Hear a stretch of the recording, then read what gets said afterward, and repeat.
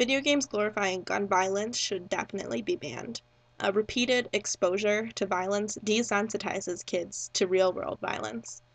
Um, the Journal of Experimental Psychology, July 2006, Volume 42, Issue 4, did a study about the desensitization of kids when they play violent video games. It says that desensitization is reflected in the amplitude of what they call P300 brainwaves. And the study showed reduced amplitude of those waves in those who played violent video games versus those who played non-violent video games. This means that those who were playing the violent video games were becoming desensitized to that violence that they were seeing, which translates into being desensitized to violence in general. The study also predicts aggressive behavior in these individuals in later acts. And the study was controlled for aggressive behavior traits in individuals, meaning that they checked and these results were not because of aggressive traits or predisposition to violence in these individuals. It was due to the violent acts that they were committing in the video games. Video games also promote aggressive behavior and violence through first-person play. Watching a movie or a violent TV show does not promote violence and aggressive behavior as much as an actual video game does. It's passive watching it versus active playing it. The Harvard Health Newsletter of October 2010 talks about how video games are more harmful than movies or TV because it is interactive and it is role-playing.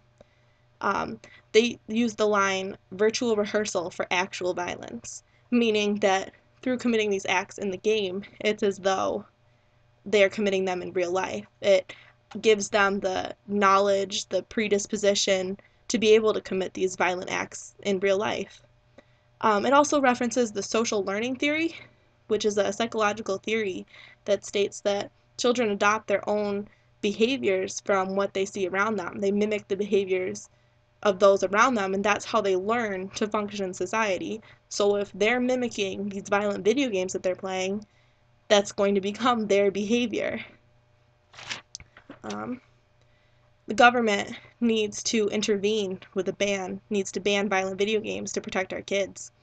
The Future of Children, Volume 18, Spring 2008, talks about the argument of First Amendment, how it's a freedom of speech.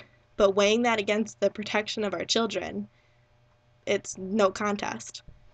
It also talks about the CAMERA Act, Children and Media Research Advancement Act, which is an act that recently went through Congress.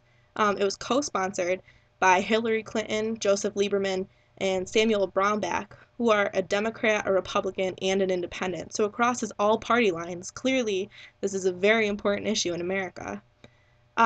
This act gives funding to build a long-term research program to study the effects of violent video games on children, and it hit unanimous Senate approval, proving that this is a serious problem that the government does need to look into, and the government should ban these video games and protect the innocence of our children.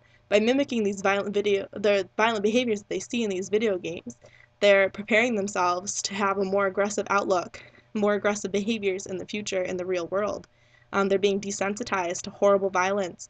The images in these games are graphic and violent, and if the government doesn't ban these games glorifying gun violence, our youth is in serious trouble.